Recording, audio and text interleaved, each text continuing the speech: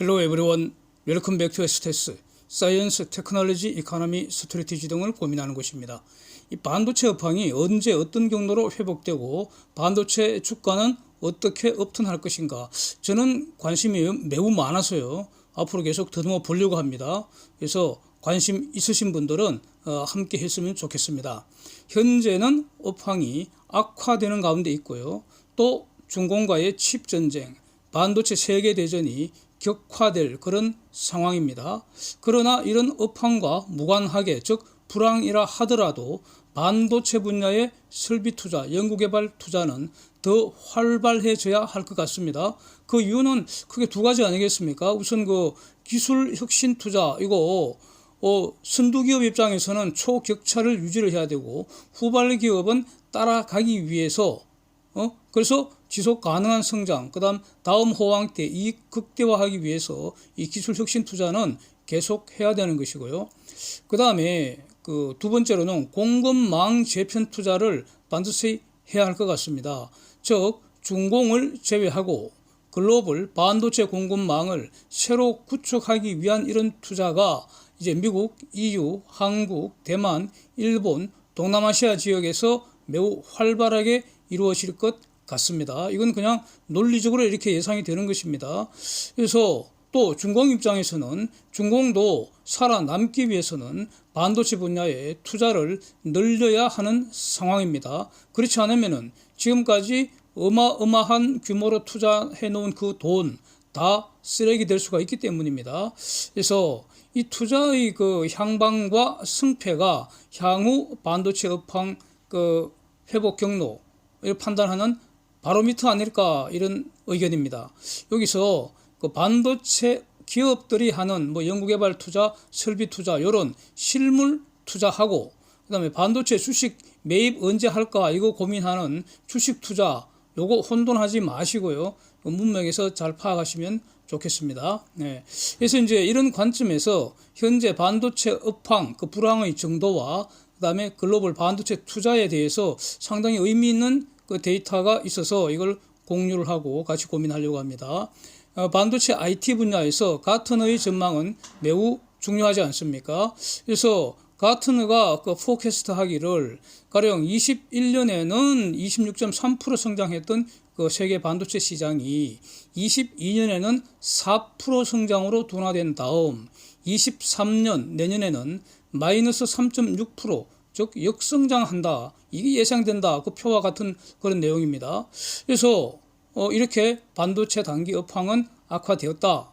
글로벌 경기가 지금 급속히 악화되어 있고 소비자 수요도 악화된 때문이다. 그래서 소비자 수요가 악화한 것은 간단합니다. 인플레이션은 기본적으로 그 소득을 낮추는 것이죠. 화폐 가치 하락시키니까 가처분 소득 줄이는 것이고, 동시에 그 금리가 올랐기 때문에 그러면 이자 비용이 늘어나서 그래서 가처분 소득 줄어들고, 소득이 줄어드니까 수요가 줄어들고, 이건 당연한 겁니다. 그것이 반도체 그 산업에도 영향을 줬다, 이런 거고요. 그래서 특히 메모리 분야를 중심으로 오버스플라이, 공급 초과는 불가피하고 점점 심해지는 상황이다. 이것이 이렇게 요약할 수 있습니다. 그래서 이제 그 세계 반도체 시장 규모는 22년 6,180억 달러.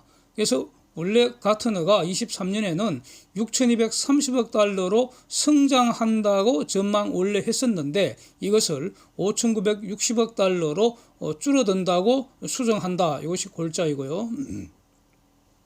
그래서 이제 요걸 여기서 의미 있는 내용이 나옵니다. 현재 반도체 시장을 기업 부문과 서비스 소비자 부문으로 양분을 해볼 때, 그러니까 기업 부문 수요는 아직은 견조하다는 겁니다. 소비자 부문의 타격이 심하다, 이런 겁니다. 그래서 소비자 수요 부문이 후퇴하는 것은 바로 위에서 본 것처럼 인플레이션과 금리 상승 때문에 가처분 소득 줄였기 때문이다. 그리고 이것이 낙은 이펙트, 즉 연쇄 반응을 초래해서 여행이나 레저나 엔터테인먼트 이런 노는 분야에서도, 즉 반도체와 관련된 그 기술 투자를 줄인다, 이런 뜻입니다. 예. 그래서 이제 소비자 부문에서 반도체 그 불황이 심화되고 있다 이런 뜻입니다. 그러나 기업 부문 가령 뭐 네트워킹이나 기업용 컴퓨터 분야나 산업계나 의료계, 상업용 운송 분야 이런 데서는 아직은 상대적으로 수요가 견조하다. 그래서 거시경제가 지금 슬로우 다운되고 있고 또 지정학적 긴장, 가령 러시아 유크레인 전쟁이나 그다음에 중국과의 반도체 세계 대전 이런 영향을 상대적으로 덜 받는다는 겁니다. 그래서 이건 뭐 기업 부문 상대적 강세 나오는 것도 이유는 타당한 것 같습니다. 그러니까 기업들은 지속 가능한 성장을 하기 위해서 인프라를 구축을 해야 되지 않습니까? 그리고 더 강화를 해야 되고요. 그리고 기업 확장해야 되고 디지털화 가속해야 되고 이런 어떤 전략적 행동을 해야 하기 때문에 기업 부문 반도체 수요는 아직은 견조하다 이렇게 말하는 것 같습니다. 그래서 여기서 이제 23년 반도체 불황은 특히 메모리 분야에서 집중된다, 주도된다 이런 겁니다. 메모리 분야는 대략 23년에 마이너스 16.2% 감소할 것 같다는 겁니다. 상당하죠? 상당합니다. 그래서 이미 22년에 메모리 수요 감소하고 있고 또 재고는 엄청 늘어나고 있고요. 또 메모리 가격도 하락하는 이런 상황입니다. 이와 관련되는 데이터는 많이 봤기 때문에 오늘은 생략하겠습니다. 이전 영상에서 많이 봤습니다. 그래서 22년 메모리 총 시장 사이즈는 플랫할 것 같다. 즉 전년비에 성장이 없을 것 같다는 것이고요. 23년은 마이너스 16.2%로 줄어든다, 쪼그라든다 이렇게 예상을 하고 있습니다. 또 조금 더 본다면은 경기가 지금 후퇴하는 상황이기 때문에 이런 스마트폰이나 PC나 노트북 같은 거 이런 거 이게 지금 이 소비재인데 이게 지금 다 성숙 제품 아닙니까? 새로운 어떤 혁신 제품이 없다는 거죠. 그래서 성숙 제품이기 때문에 이런 데 대한 수요가 바로 둔화된다는 거죠. 그래서 이제 여기에 들어가는 게 바로 DRAM 등 메모리 이런 분야가 지금 공급 초과가 된다. 이런 취지입니다. 그래서 22년에 이어서 23년 3분기까지 이게 불황이 이어질 것 같다. 최소한 같은의 현재 전망입니다. 23년 3분기까지. 그러니까 first 3 quarters of 2023니까 3분기까지 이어질 것 같다. 이런 뜻이고요. 그래서 DRAM 매출은 22년에는 마이너스 2.6% 줄어들고 그래서 이게 한 905억 달러 될 것 같다 그러고요. 23년에 추가로 한 18% 정도 더 하락한다. 그래서 742억 달러 규모로 시장이 팍 쪼그라든다. 이런 내용입니다. 그래서 이게 지금 어느 정도 타당한가 한번 이제 검증을 해보기 위해서 제가 작성한 사진 한번 보시죠. 표 한번 보시죠. 저거 금년 1월부터 11월까지 한국의 DRAM 수출 실적입니다. 메모리 수출 실적이고요. 그래서 DRAM 수출은 341.6억 불, 메모리 수출은 693.1억 달러인데, 하여튼 이 정도입니다. 각자 한번 적정하게 한번 판단해 보시죠. 예. 그 다음에 22년 1분기 낸드 쪽은 일시적으로 1분기에 팹 아우티지가 발생해 갖고 그때 일시 가격도 오르고 그래서 좀 수요가 급격히 악화되는 그 상황을 좀 피해갈 수 있었는데 근데 문제는 이게 오히려 3분기에 재고 증가를 초래했다는 겁니다. 그래서 이게 23년 상반기까지 낸드 시장을 영향을 줄 것 같다. 즉 오버스플라이 된다는 거죠. 그래서 낸드 매출은 22년에 4.4% 늘어날 것 같은데 23년에는 마이너스 13.7% 줄어들 것 같다. 이렇게 예상을 하고 있습니다. 그래서 이렇게 경기 후퇴 여파로 소비자 부문은 악화가 되지만 기업 부문은 상대적 강세를 보여서 산업 수요, 또 통신, 데이터 센터 이런 분야 반도체 수요는 상대적으로 타격이 적을 것 같다고 보고 있는 것 같습니다. 그런데 이제 이 자료는 지금 11월 발표된 겁니다. 지금은 11월 당시 발표할 때보다도 상황은 훨씬 더 악화된 것으로 저는 보고 있습니다.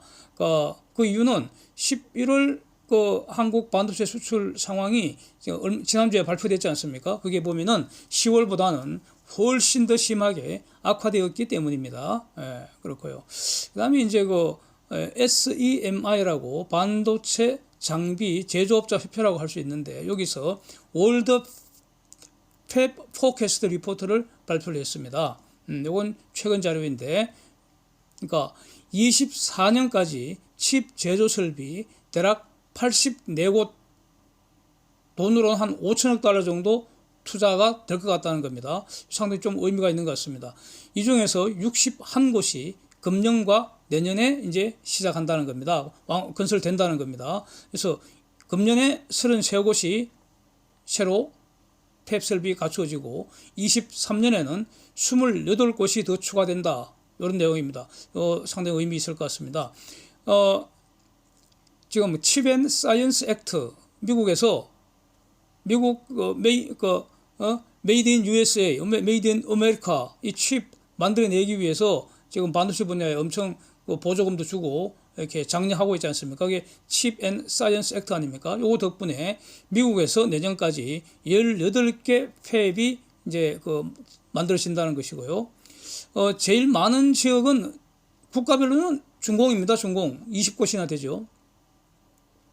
EU도 칩 액트법이 있습니다. 그래갖고 이제 반도체에 집중 지원한다는 것이고요. 여기 이제 23년까지 17개 팹이 EU 지역에 설치된다는 것이고, 또 그래서 23년까지 세계에서 84곳의 팹이 추가되는데 여기서 20곳이 준공이라는 겁니다. 그래서 각 개별 국가별로 보면은 준공이 제일 많은데, 근데 지금 준공 이외의 지역은 다 지금 준공을 포위하는 꼴이어서 저희 지금 준공이 매우 긴장을 해야 되는 그런 상황이라고 저는 보고 있습니다.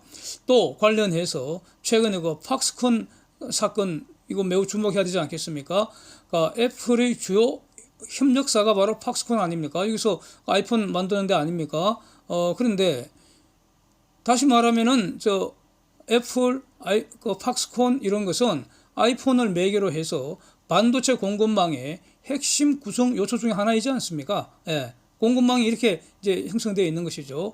그런데 중공의 대표적인 반도체 기업이었던 칭화 유니가 이제 빚 때문에 파산 절차를 진행을 했었는데, 이제 이 말은 빚내서 반도체 공장 지었는데 거기서 만든 반도체가 안 팔렸다는 거 아닙니까? 그래서 이제 파산된다는 건데, 예? 돈이 없어서 파산되는 거지 반도체 없어서 파산되는 거 아니지 않습니까? 예, 그렇고 그래서 칭화 유니를 이제 중공 입장에서는 살려야죠, 저거. 예, 저 지금 투입한 돈이 얼마인데, 예? 살리려고 하니까, 그래서 이제 돈 한 600억 위안을 컨소시엄을 구성해서 이제 인수를 이제 시키려고 하는데, 그래서 일단 털어내고 새로 시작한다는 거 아닙니까? 여기에 팍스콘이 중공 내의 자기 자회사인 싱웨이 통해서 53.8억 위안을 지난 7월경에 투자를 했다는 겁니다. 근데 이게 지금 대만 관련법 위반이다, 이렇게 해서 이제 벌금 때려버리고 대만이, 예? 압력이 심했겠죠. 그거 하면 안 된다는 거, 하지 말라는 거 아니죠. 그래서 결국 이 지분 전부를 중공 기업한테 매각하고 저 프로젝트에서 출소했다는 겁니다. 대신에 어떤 일이 벌어졌느냐? 인도에 팍스콘이 5억 달러를 투자하기로 결정했다는 겁니다. 결정. 예. 이건 뭡니까? 애플이 생산 거점을 중공에서 인도로 지금 변경하는 과정에 있고, 여기서 협력사인 팍스콘도 같이 움직이는 것으로 이렇게 평가를 해야 하지 않겠습니까? 예. 예. 그래서 과연 중공의 반도체 투자가 성공하고 투자금 회수할 수 있을 것인지, 이거 저는 매우 주목됩니다. 미국, EU, 한국, 미국, 대만, 동남아 이 지역의 반도체 투자는 결국 중공을 고립하는 그런 결과로 초래하지 않겠습니까? 즉 중공을 치는 칼이 될 수 있다는 겁니다. 그래서 중공도 지금 팹을 20개나 더 짓고 반도체 투자를 늘릴 수밖에 없는데, 중공 입장은. 그러나 과연 중공이 반도체 관련 팹 설비 공장 건물은 지을 수 있다 하더라도 제대로 된 장비 반입이 지금 힘들 것 같기 때문에 결국 투자금 회수 못할 가능성, 이걸 주목해야 되는 거 아니냐, 뭐 이런 의견이고요. 그 다음에 반도체 주식 투자자 입장에서는 중공을 대체하는 반도체 설비 투자가 제대로 집행되는지, 그 다음에 중공을 아웃시킨, 중공을 배제한 반도체 공급망이 제대로 돌아가기 시작하는지, 요걸 주목을 해야 되지 않을까 하는 이런 의견입니다. 예. Thanks for watching. See you next.